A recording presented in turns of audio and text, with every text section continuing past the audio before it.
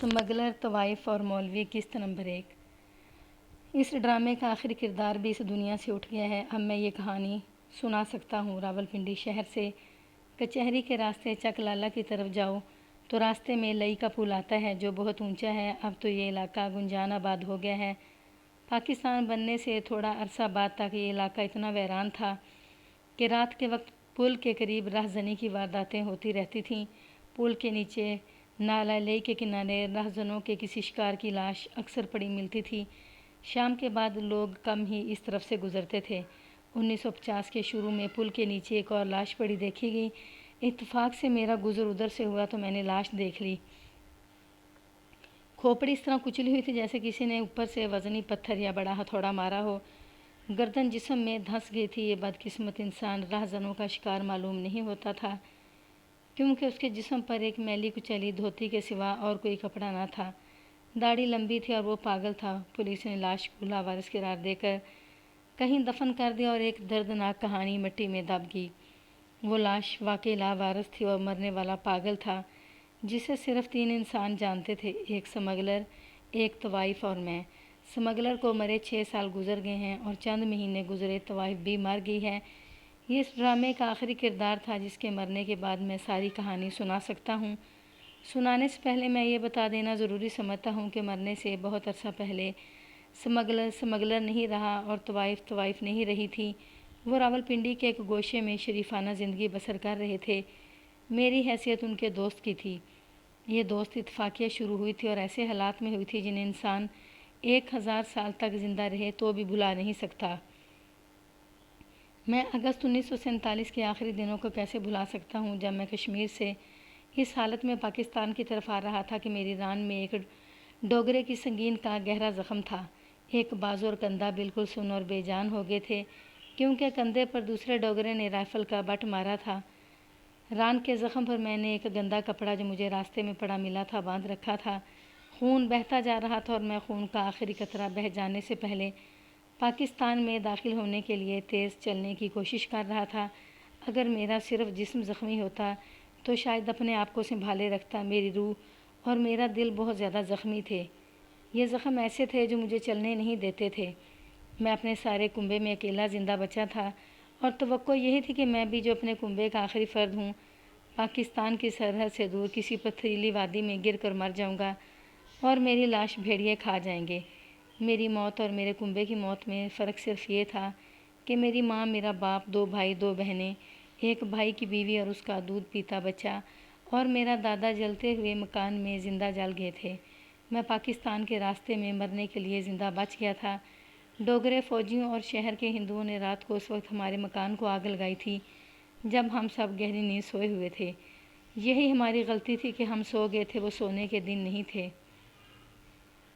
ریاست کی فوج، ہندوؤں اور سکھوں نے مسلمانوں کا قتل عام، آتش زنی اور لوٹ مار شروع کر دی تھی۔ مسلمانوں نے کئی جگہوں پر باقاعدہ مقابلہ شروع کر دیا تھا اور باقاعدہ جنگ شروع ہو گئی تھی۔ ہم ایسے علاقے میں تھے جہاں ابھی مجاہدین نہیں پہنچے تھے۔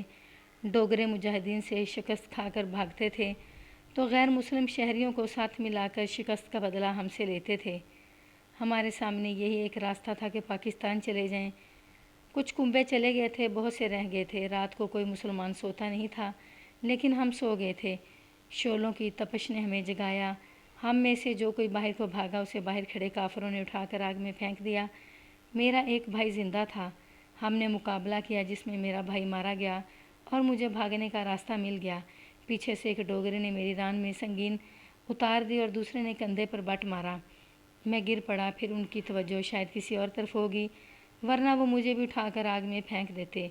میں زخمی جسم کو گھسیٹتا اور جلتے ہوئے مکانوں کے شعلوں سے بچتا بستی سے نکل آیا۔ وہ تو قیامت کا سماں تھا جہاں بے گناہ مسلمان اور ان کے معصوم بچے جل رہے تھے۔ معلوم نہیں کتنی مسلمان لڑکیاں کافروں کے ہتھے چڑھ گئی تھیں۔ وہ لوگ جو اس قیامت اور ایسے حالات سے نہیں گزرے وہ میری اس وقت کی جسمانی اور روحانی حالت کا اندازہ نہیں کر سکتے جب میں اتنا شدید زخمی ہو کر پتھریلی اور اندھیری وادیوں میں بھٹکتا پھر رہا تھا اور میرے کنبے کے دودھ پیتے بچے سے لے کر دادا تک جل رہے تھے۔ یہ تو زندگی سے جھوٹا پیار تھا جو مجھے مرنے سے ڈرا رہا تھا ورنہ مجھے بھی اپنے کنبے کے ساتھ جل جانا چاہیے تھا۔ جب صبح طلوع ہوئی تو میں قدم گھسیٹتا چلا جا رہا تھا۔ جسم کی طاقت ختم ہو گئی تھی خون بھی ختم ہوتا جا رہا تھا۔ اپنے پیچھے مجھے کسی کی کھانسی اور قدموں کی آواز سنائی دی۔ میں نے پیچھے دیکھے بغیر انہیں ڈوگرے سمجھا اور بھاگنے لگا، مگر ایسا گرا کہ کوشش کے باوجود اٹھ نہ سکا۔ 2 آدمی میرے پاس رکے اور میرے پاس بیٹھ گئے۔ خوف اور غم سے میں رونے لگا۔ انہوں نے مجھے تسلی دلاسا دیا۔ تب پتہ چلا کہ وہ دونوں مسلمان ہیں اور میری طرح پاکستان کی طرف جا رہے ہیں۔ میں نے انہیں اپنے کنبے کے متعلق بتایا اور میں بہت ہی رویا۔ انہوں نے مجھے اٹھا لیا اور ایک محفوظ اور ٹھنڈی جگہ لٹا دیا۔ پھر وہ مجھے پاکستان تک کس طرح لائے، یہ ایک الگ کہانی ہے۔ میں آپ کو صرف اس آدمی کی کہانی سنانا چاہتا ہوں جس کی لاش 1950 میں نالا لئی کے کنارے پڑی تھی۔ یہ 2 آدمی جو میرے لیے آسمان سے اترے ہوئے فرشتوں سے کم نہیں تھے، میری طرح پناہ گزین تھے، لیکن وہ میری طرح خوفزدہ نہیں تھے۔ انہوں نے راستے میں جانے کہاں سے ایک خچر لے لی تھی جس پر ڈال کر وہ مجھے پاکستان لائے تھے۔ راستے میں وہ اس طرح ہنس ہنس کر باتیں کر رہے تھے جیسے ہندوستان اور پاکستان کے ساتھ اور ریاست میں ڈوگروں کے ظلم اور مجاہدین کے جہاد کے ساتھ انہیں کوئی دلچسپی نہیں، اور انہیں ڈوگروں سے کوئی خوف یا خطرہ نہیں، بلکہ میں نے بھی یہ بھی محسوس کیا کہ وہ خوش ہیں کہ ریاست کے اندر اور سرحدوں پر خون خرابہ شروع ہو گیا ہے۔ میرے لیے ان کی باتیں حیران کن تھیں، اور ان سے زیادہ حیرت والی بات یہ تھی کہ میرے ساتھ ان کا رویہ اتنا مشفقانہ تھا جیسے میں ان کے پاس کسی بزرگ کی امانت ہوں۔ بہرحال وہ میرے لیے پراسرار انسان بن گئے۔ وہ مجھے ایک گاؤں میں لے گئے جس کے متعلق انہوں نے بتایا کہ یہ پاکستان کا گاؤں ہے۔ مجھے ایک گھر میں چھوڑ کر خود کہیں چلے گئے۔ اس گھر میں 2 عورتیں تھیں اور 2 مرد، بچہ کوئی نہیں تھا۔ انہوں نے گاؤں کے کسی سیانے کو بلا کر میری مرہم پٹی شروع کر دی اور میری تیمارداری اور خاطر مدارت بڑے پیار سے مگر پراسرار طریقے سے کی۔ وہ مجھ سے میرے متعلق باتیں پوچھ لیتے تھے، اپنے متعلق کچھ نہیں بتاتے تھے۔ دونوں عورتیں دیہاتی تھیں لیکن غیر معمولی طور پر خوبصورت۔ دونوں مرد کسان لگتے تھے لیکن بات چیت اور کام کاج میں بڑے ذہین اور چست۔ وہ صرف لباس سے دیہاتی لگتے تھے۔ رات کے وقت جب میں الگ کمرے میں لیٹا ہوتا تھا، دوسرے کمرے اور صحن میں ایسی سرگرمی ہوتی تھی جیسے اچانک مہمان آ گئے ہوں اور گھر کے افراد میزبانی کے فرائض کے لیے بھاگ دوڑ رہے ہوں۔ شروع میں نے 2-4 بار ان سے پوچھا کہ رات کو مہمان کہاں سے آئے تھے۔ مجھے ہر بار گول مول سا جواب ملا۔ ایک بار ایک عورت نے جھنجھلا کر جواب دیا، ویر جی یہاں تو کوئی نہ کوئی آتا ہی رہتا ہے، آپ چپ کر کے سو جایا کریں۔ جو 2 آدمی مجھے یہاں چھوڑ گئے تھے وہ 15-16 روز بعد واپس آئے۔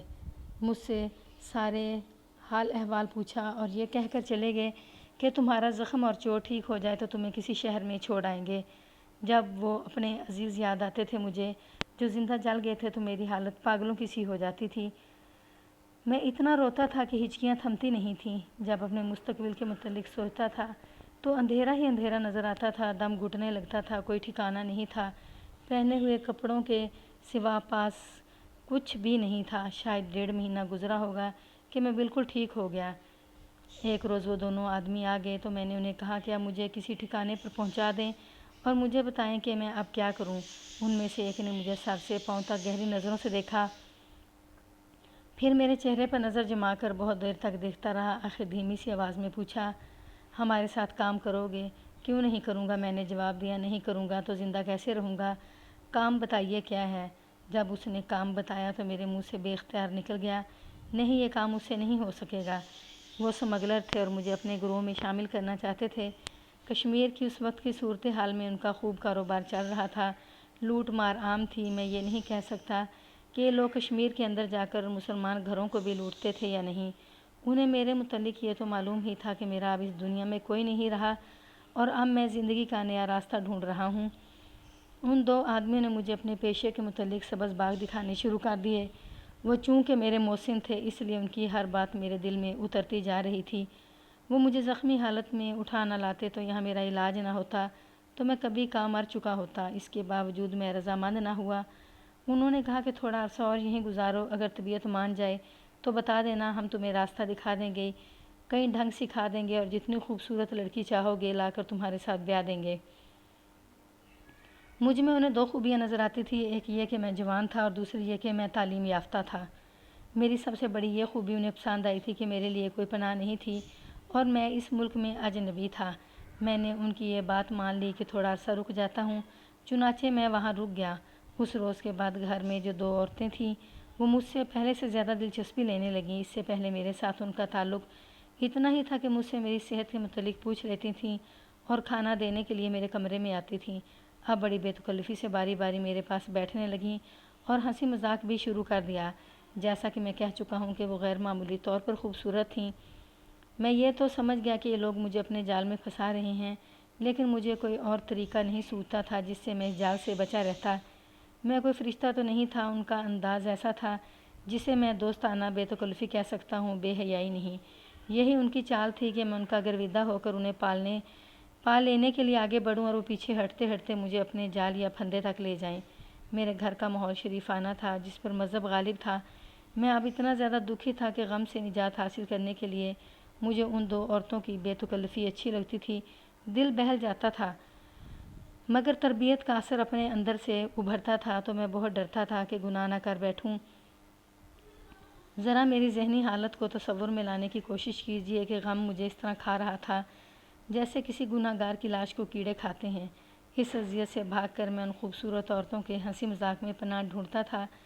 جب گناہ کا خیال آتا تھا تو میں خدا کی پناہ ڈھونڈنے لگتا تھا۔ نیکی اور گناہ کی کشمکش مجھے بے حال کر رہی تھی۔ یہ کشمکش خود ایسی اذیت بن گئی کہ میں خدا کے حضور گڑ گڑانے لگا۔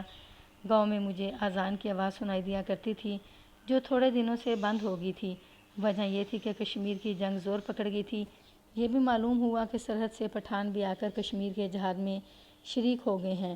ہندوستان نے اپنے ہوائی جہاز بھی استعمال کرنے شروع کر دیے تھے۔ یہ گاؤں سرحد پر تھا۔ ہندوستانی ہوائی جہاز 2 دفعہ اس گاؤں پر بھی گولیاں برسا گئے تھے۔ کوئی انسان تو نہ مرا، بہت سے مویشی مارے گئے تھے۔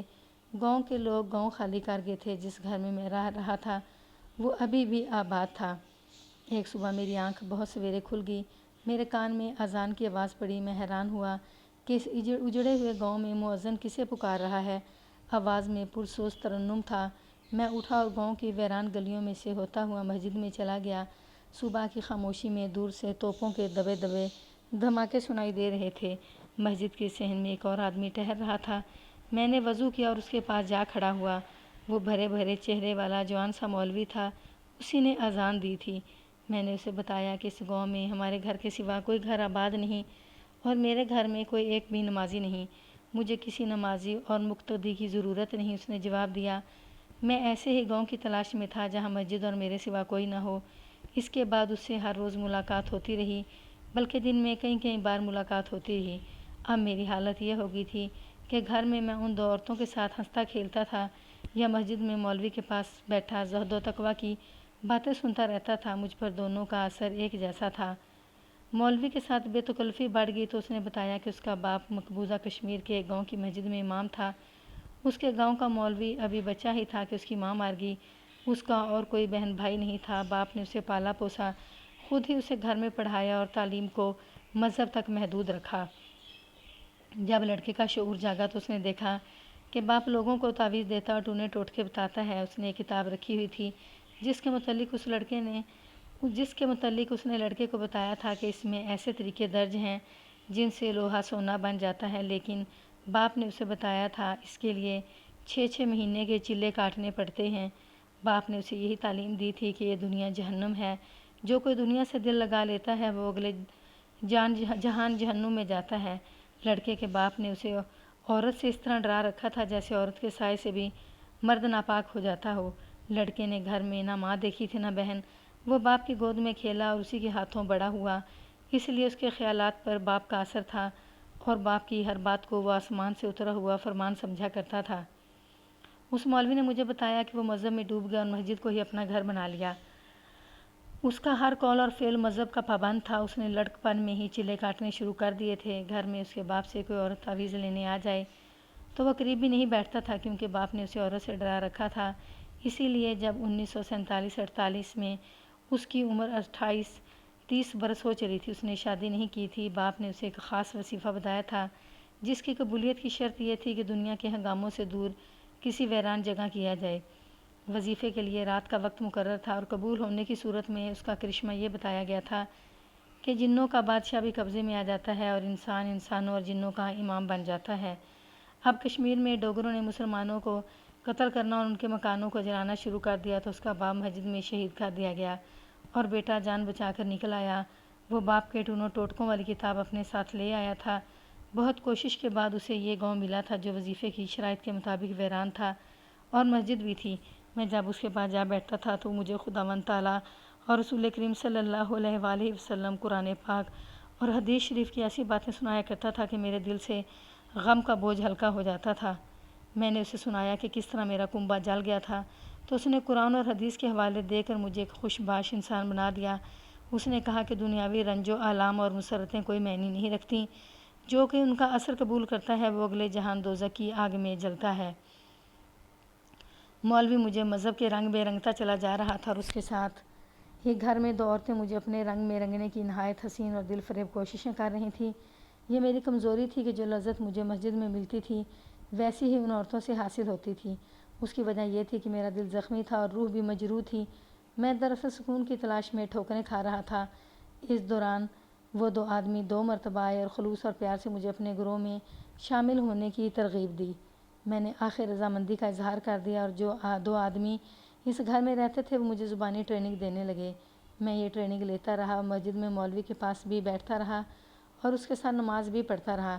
1 مہینے بعد ایک رات مجھے جگایا گیا، ایک سوٹ کیس دے کر مجھے راستہ سمجھایا گیا اور بتایا گیا کہ فلاں جگہ جا کر رک جانا، ایک آدمی آئے گا اور تم سے پوچھے گا بھائی پنڈتاں والی کھڈ کو کون سا راستہ جاتا ہے، تم کہنا ٹبے کی طرف سے جاؤ گے یا جوگیال کی طرف سے۔ وہ جواب دے گا ٹبے کی طرف سے۔ تم اسے یہ سوٹ کیس دے دینا اور وہ تمہیں کچھ دے وہ لے آنا۔ یہ پہلا جرم تھا جو میں نے کامیابی سے مکمل کیا اور اس آدمی نے مجھے ایک گٹھڑی دی جو میں لے آیا۔ رات ابھی بہت باقی تھی، میں تھک گیا تھا، سر نیند سے بوجھل تھا، لیکن لیٹا تو نیند نہ آئی۔ دل پر ایسا بوجھ تھا جس نے باقی رات بے چین رکھا، یہ جرم کا بوجھ تھا۔